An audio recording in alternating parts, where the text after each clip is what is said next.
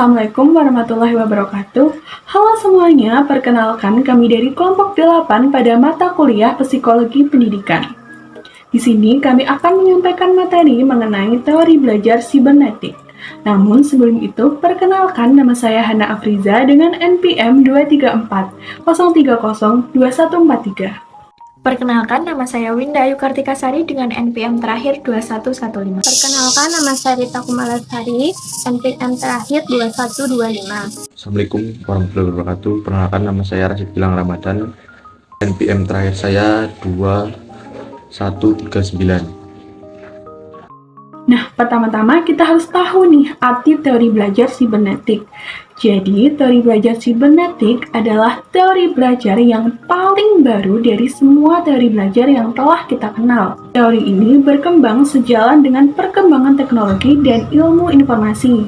Menurut teori belajar sibernetik, belajar adalah pengolahan informasi. Asumsi lain dari teori sibernetik adalah bahwa tidak ada satu proses belajar pun yang ideal untuk segala situasi dan yang cocok untuk semua pembelajar. Nah, itu tadi arti dari teori belajar sibernetik. Materi selanjutnya akan dilanjutkan oleh rekan saya. Landasan teori sibernetik. Sejumlah definisi telah diberikan oleh para ahli. Stafford Beer mendefinisikan sibernetik sebagai Science of Effective Organization. Gregory Bateson mengatakan bahwa sibernetik lebih merupakan bentuk daripada substansi. Gordon Pask mendefinisikan sibernetik sebagai the art of manipulating defensible metaphors. Para ahli organisasi menganggap bahwa teori sibernetik sebagai sebuah ilmu tentang pemrosesan informasi, pengambilan keputusan, pembelajaran, adaptasi, dan organisasi yang terjadi pada individu, kelompok, organisasi, negara, atau mesin. Lalu istilah sibernetik digunakan untuk menggambarkan cara bagaimana umpan balik atau feedback memungkinkan untuk berlangsungnya proses komunikasi.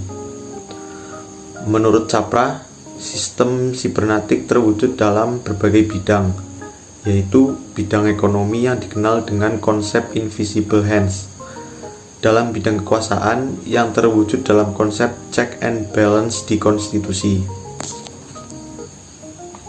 Lalu bidang berpikir terwujud dalam cara berpikir Hegel, yaitu tesis atau antitesis dan sintesis.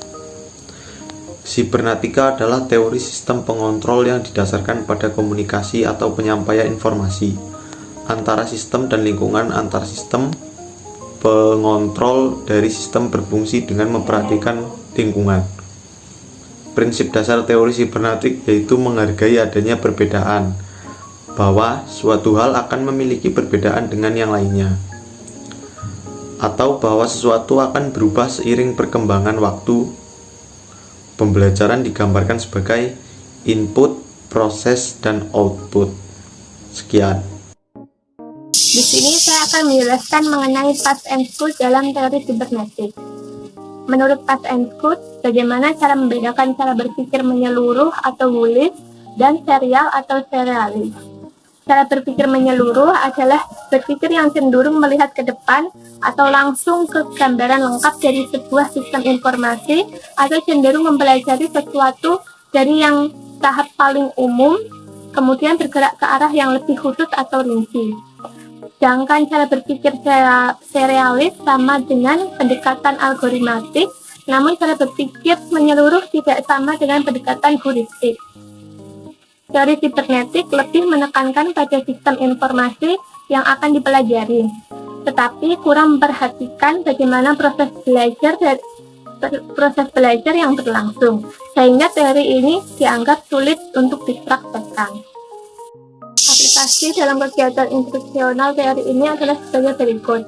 Yang pertama, menentukan tujuan-tujuan instruksional. Kemudian yang kedua, menentukan materi pembelajaran. Kemudian yang ketiga, mengkaji sistem informasi yang terkandung dalam materi tersebut. Yang keempat, menentukan pendekatan belajar yang sesuai dengan sistem informasi tersebut, apakah algoritmatik atau heuristik. Yang kelima, menyusun materi pembelajaran dalam urutan yang sesuai dengan sistem informasinya. Yang keenam, menyajikan materi dan membimbing siswa belajar dengan pola yang sesuai dengan urutan materi pembelajaran. Di sini saya akan menjelaskan mengenai teori pemrosesan informasi. Menurut beberapa pakar, diantaranya adalah Beller dan Snowman 1986, Bain 1986, dan Tennyson 1989. Teori pemrosesan informasi berpijak pada 3 asumsi, yaitu yang pertama, bahwa antara stimulus dan respon terdapat suatu seri tahapan pemrosesan informasi di mana pada masing-masing tahapan dibutuhkan sejumlah waktu tertentu. Kemudian yang kedua, stimulus yang diproses melalui tahapan-tahapan tadi akan mengalami perubahan bentuk atau isi. Kemudian untuk yang terakhir atau yang ketiga, yaitu salah satu dari tahapan memiliki kapasitas yang terbatas. Itu menurut Lucien 1992. Lalu yang selanjutnya adalah komponen pemrosesan informasi dipilih menjadi 3 yang didasarkan pada perbedaan fungsi, kapasitas, bentuk informasi, serta terjadinya lupa. Komponen tersebut antara lain adalah yang pertama, sensory receptor. Budi Ningsih menjelaskan bahwa sensory receptor merupakan sel tempat pertama kali informasi diterima dari luar. Kemudian setelah itu di dalam sensory receptor, informasi ditangkap dalam bentuk aslinya, lalu kemudian informasi yang berada di sensory reseptor itu hanya dapat bertahan dalam waktu yang sangat singkat, dan informasi tadi mudah untuk dilupakan atau terganti.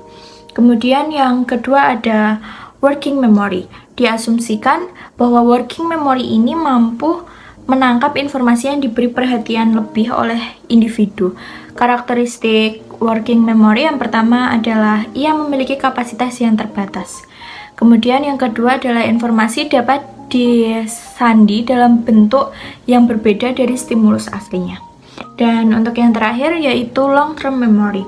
Diasumsikan long term memory ini berisi semua pengetahuan yang telah dimiliki oleh individu, lalu kemudian mempunyai kapasitas yang tidak terbatas. Dan yang terakhir, sekali informasi disimpan di dalam long term memory, ia tidak akan pernah terhapus atau hilang. Sekian, terima kasih. Kemudian yang selanjutnya adalah teori belajar menurut Landa. Menurut Landa, dalam Irawan 2001, 17-18 ada 2 proses berpikir, yaitu yang pertama adalah proses berpikir algoritmik, proses berpikir sistematis, tahap demi tahap, linear, teratur, sekuensial, konvergen, lurus, menuju ke satu target tertentu. Kemudian, yang kedua yaitu proses berpikir heuristik, yaitu cara berpikir divergen yang menyebar menuju ke beberapa target sekaligus. Sekian dari kelompok kami, semoga materi yang telah kami sampaikan dapat bermanfaat, dan kurang lebihnya kami mohon maaf. Terima kasih. Wassalamualaikum warahmatullahi wabarakatuh.